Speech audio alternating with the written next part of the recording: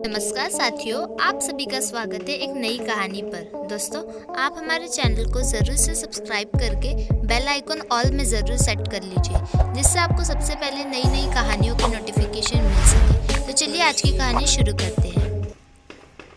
अपनी नज़र को बदलो। एक बार एक बहुत बड़ा नेता एक साधु के छोटे से आश्रम में गया। वह साधु के बारे में बहुत सुना था, तो उसके मन में आया कि मैं एक बार जा करके देखता हूँ कि लोग उसकी इतनी तारीफ क्यों करते हैं।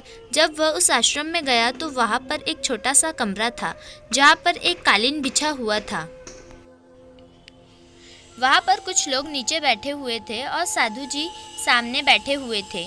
कुछ सवाल जवाब चल रहा था। वह नेता उस आश्रम में गया और उस नेता के साथ में 4 बॉडीगार्ड भी थे और उसकी यह आदत थी कि जहाँ पर भी वह जाता था, लोग अपनी जगह से खड़े हो जाते थे और उसकी तरफ देखते थे, हाथ जोड़ते थे और सर झुकाते थे। लेकिन यहाँ पर ऐसा कुछ भी नहीं हुआ। साधु व्यस्त होने के कारण उसकी तरफ देखा तक नहीं। तभी नेता को लगा कि यह मेरी बेइज्जती है और वह इस बात से गुस्सा हो गया। नेता ने थोड़ा गुस्से से साधु की बात को बीच में काटते हुए कहा कि मैं आपसे कुछ कहना चाहता हूँ। साधु ने उसकी तरफ देखा और बोला, आप थोड़ी देर रुकिए, पहले मैं इनके सवाल का जवाब दे दूँ, उसके बाद मैं आपसे बात करता हूँ। तब तक आप अगर चाहे तो आप बैठ सकते हैं। बस साधु का इतना कहने की ही देरी थी। नेता का चेहरा गुस्से से लाल हो गया और फिर उसने अपना सारा गुस्सा उस साधु पर निकाल दिया। अभी तक वह नेता बहुत तमीज से आप कहकर के बातें कर रहा था, लेकिन अब वह तू तड़ाक पर उतर आया। नेता ने उस साधु को कहा, तुझे पता भी है मैं कौन हूँ और तू किससे बात कर रहा है? साधु ने उसकी तरफ देखा और कहा, मुझे इससे कोई फर्क नहीं पड़ता है कि आप कौन हैं, लेकिन आप जो कोई भी है, अगर आप चाहते हैं कि मैं आपके सवाल का जवाब दूं या आपसे बात करूं तो आपको कुछ देर रुकना होगा। और साधु की यह कहते ही नेता गुस्से से पागल हो गया और वही सबके सामने चीखने चिल्लाने लग गया। अब मैं तुझे तेरी असली औकात दिखाऊंगा। तूने मुझसे पंगा लेकर के ठीक नहीं किया। तुझे पता भी है मैं तेरे बारे में क्या सोचता हूँ। साधु ने फिर से नेता की तरफ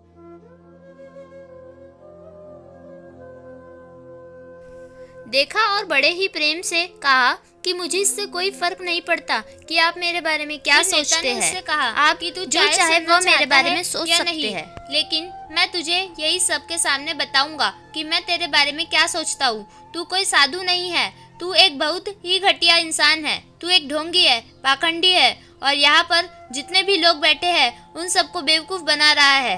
तेरा बस एक ही मकसद है, इन लोगों की जेब में जितना भी पैसा है वह तेरे पास आ जाए। तू अपने फायदे के लिए इन लोगों का इस्तेमाल कर रहा है और अब मैं तुझे नहीं छोड़ने वाला हूँ।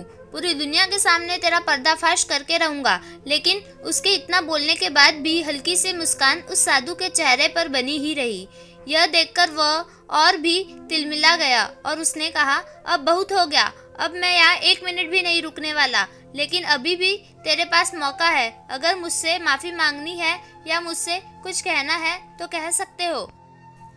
इतना सब होने के बाद भी साधु के चेहरे पर एक मुस्कान थी और वह बिल्कुल शांत था।